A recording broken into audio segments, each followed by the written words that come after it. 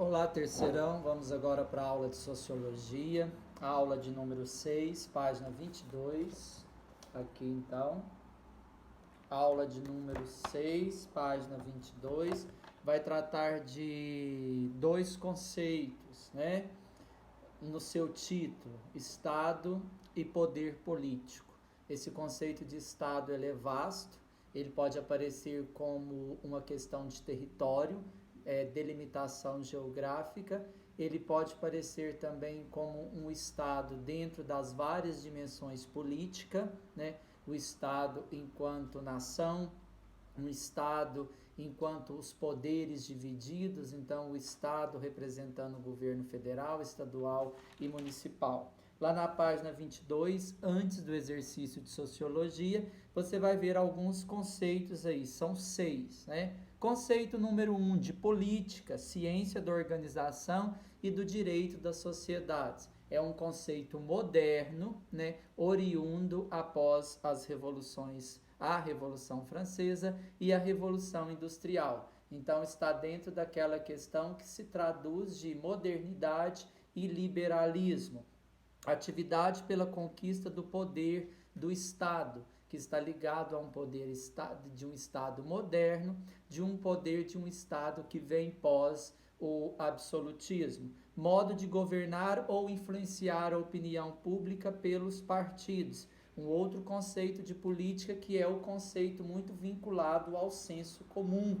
Então, o conceito de política vinculado ao senso comum é esse conceito que coloca a política como uma questão de partido. Povo, população com língua, costumes e tradições, classes sociais subalternas da sociedade. Então, o conceito de povo, né, é uma população, um conjunto de pessoas que tem seus costumes, costumes esses, né, regionais, costumes esses locais, costumes esses também de cultura mais geral, que caracteriza a cultura brasileira. Então, o povo brasileiro e um outro conceito de povo, que muitas vezes é uma linguagem das massas e que muitas vezes é uma linguagem até um pouco, né, representada por um tipo de preconceito, são classes sociais, o povinho, o fubá, né? Como se fala assim, esse povo é fubá, Zé Povinho. Então, o conceito de povo, então eu tenho um conceito, vamos dizer assim, até aceito cientificamente dentro da ciência humana e um conceito também que faz parte do senso comum, né? Esse conceito de senso comum para povo em sociologia, ele está relacionado também ao conceito de massa, né?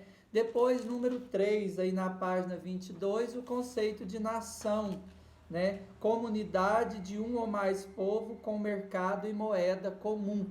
Então, um conceito geográfico para nação. Comunidade, né? Então, nação, diferente de povo, né? Nação já traz uma ideia de organização econômica. Então, a nação já traz aquela ideia de um povo com soberania, né? Concepção burguesa de país, pátria e soberania. Então, primeiro, sempre a apostila insiste, o conceito geral, um conceito geral, e depois um conceito destinado a um tipo de pensamento. Então, nação, comunidade de um ou mais povo, né, com mercado e moeda comum. Então, tem uma organização interna. E o conceito geral de nação está muito ligado ao conceito de civilização, né, que é aquele povo, né, que é aquele país que tem o quê? Uma noção de soberania. Quarto ponto, poder, monopólio do direito, leis e da força, coerção e representação. Então, o poder de forma geral, então, ele está ligado ao direito. Direito que supõe deveres, né? E está ligado à força. Falou em força em sociologia, eu lembro de Durkheim, eu vou lembrar dos fatos sociais, que são as leis, as normas e as regras. Falei de força em sociologia, eu vou usar para isso o termo coerção, que é uma das características dos fatos sociais em Durkheim, a coercitividade. Quinto ponto da aula 6, Estado é uma instituição política que detém o poder de governo sobre os povos de uma nação. Então, os povos são um conjunto de pessoas que faz parte da nação brasileira. E o Estado, então, além de ser geográfico, ele detém, né, o poder de governo. Então, vai ter um Estado brasileiro com seu governante. Ok. Né? Sexto ponto, o governo, grupo político organizado que exerce o poder do Estado. Então, o governo é um grupo político organizado, né, que no Brasil e no mundo, né, ele tende a um partido. Cada partido vai ter sua ideologia, né, e isso vai ter uma vigência num tempo histórico. O exercício aí do Enem. A política foi inicialmente a arte de impedir as pessoas de se ocuparem do que lhes diz respeito. Posteriormente, passou a ser a arte de compelir as pessoas a decidir. Então, uma política que muitas vezes que restringia é depois uma política que convida à participação. Então, nós vamos ver aí, né, nessa definição, considerando o texto, qual é o elemento comum entre esses dois, né? O controle das decisões por uma minoria. Então, letra C. Nós vamos ver que os dois mostram, né, que essa minoria aí não é aquela minoria social, mas de um grupo, né, que a gente vai chamar de elite, não na elite que explora.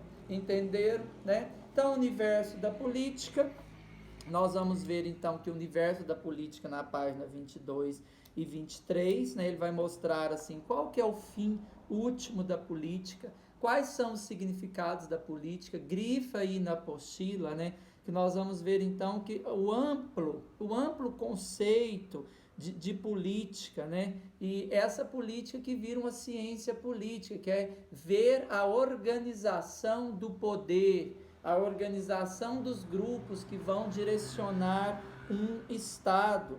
Então, a população, né, que deposita em um governante a liderança, né? E quando que essa política se torna ciência? É quando vai se estudar, né, o que realmente liga as pessoas. Quais são as leis? Então, política tem a ver com lei. Quais são as leis que nos organizam em sociedade? Política, poder e nação. Nós vamos ver que ao longo dos tempos, né, desde da Grécia, onde nós temos a noção de democracia, desde Roma, onde nós temos a noção de república, nós vamos ver então que a população vai consolidando suas leis e suas formas de administrar. Página 24, então, vai falar, né, quando que esta questão da política, chamada de política moderna, ganha uma referência. Nós vamos ver, né, que ela ganha referência a partir de alguns momentos da história, né, que é quando o termo nação ganha uma projeção durante as reivindicações políticas. Então, o termo nação, como eu falei na introdução, ele ganha força quando eu tenho, né, primeiramente lá, a Revolução Francesa. E o que é o poder? No finalzinho da página, segunda coluna da página 24, nós vamos ver então que o poder ele está associado a vários conceitos, né? Um poder político pertence a quem estabelece leis, né? Essas leis vão fazer o quê? Elas vão levar o indivíduo através de uma coerção a seguir. Poder econômico, né? Esse poder econômico que está ligado, então, à circulação da moeda, como se funciona e como se mantém um comércio.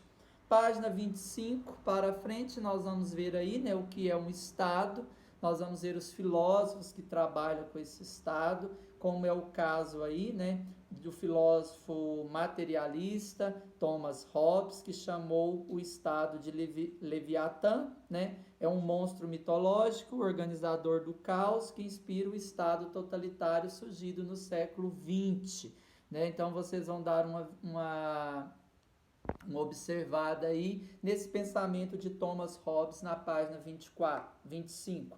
Página 25, então, formas de governo.